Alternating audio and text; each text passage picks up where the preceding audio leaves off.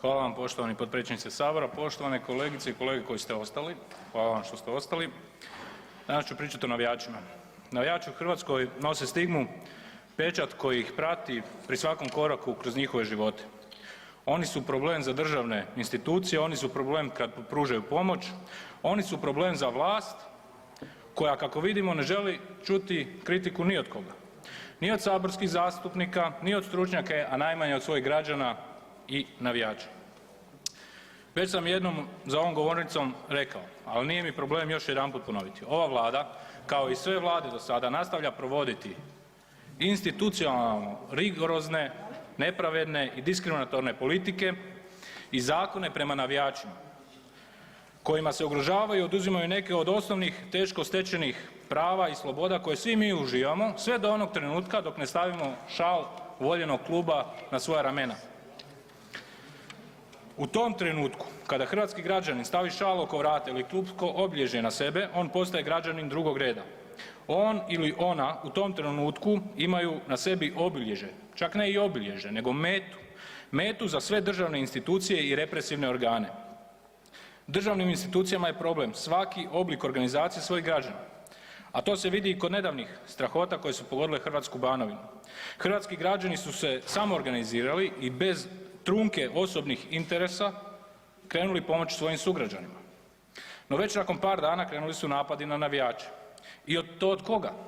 Od ljudi koji sa svojim suprugama peglaju službene kartice, koriste službene aute u privatne svrhe i koji porezne novce porezne obveznika shvaćaju kao svoje osobne kasice prasice, kojima je normalno da državni službenici imaju kaznene prijave.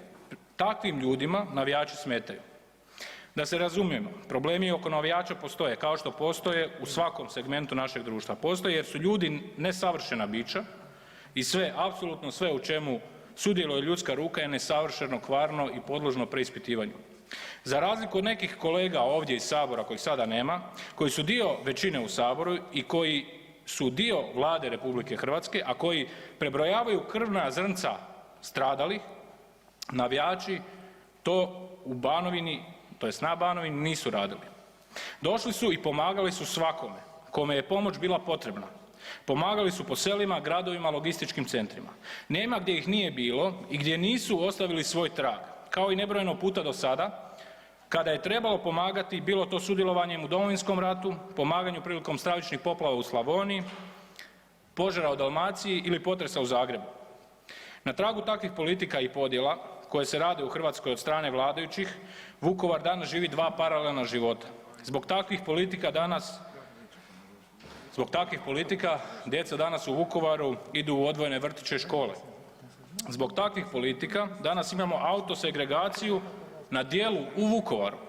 Takve politike i ljudi žive od takvih politika zadnjih 30 godina i iskorištavaju građane Hrvatske za svoj džep i svoje interese.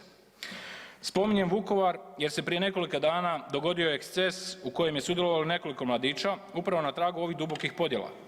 Naime, po onome što možemo pročitati iz medija, 6 mladića se sukobilo nakon čega su privedeni u postaju u Vukovaru. 3 mladića su bili članovi Bad Blue Boysa, a 3 su bili članovi navijačke skupine zvane Delije. Osnove za zadržavanje i pokretanje postupaka protiv članova Bad Blue Boysa nije bilo i trebali su biti pušteni. No po svjedočanstvima tih mladića ostavljeni su sami još neko vrijeme sa policijskim službenikom kojega prepoznaju kao navijača Crvene zvezde, odnosno pripadnika navijačke skupine Delija. Za one koji nisu upoznati, navijačka skupina Delije otvoreno zagovara rušenje poretka RH na svakoj utakmici Crvene zvezde, gdje je paljenje hrvatske zastave normalna pojava, gdje se javno uzdiže četnički zločinac general Dražo Mihajlović, gdje se redovito dižu transparenti kojima se svojata hrvatski teritorij, kao na primjer slava srpskom Vukovaru. Trebamo se zapitati jesmo li mi uistinu suverena država ako postoje državni službenici koji pripadaju organizacijama kao što su Delije. Kako opravdati da službena osoba koja je u Hrvatskoj ujedno i pripadnik skupine koja otvoreno zagovara i koja ima pretenzije na teritorij RH. To bi u uređenoj državi bilo nezamislivo, da osoba koja je zadužena za čuvanje javnog reda i poretka je ujedno pripadnik skupine kojoj je cilj rušenje istoga. Ovo pitanje ispred Hrvatskih suverenista postavit ću nadležnom ministru i svim službama.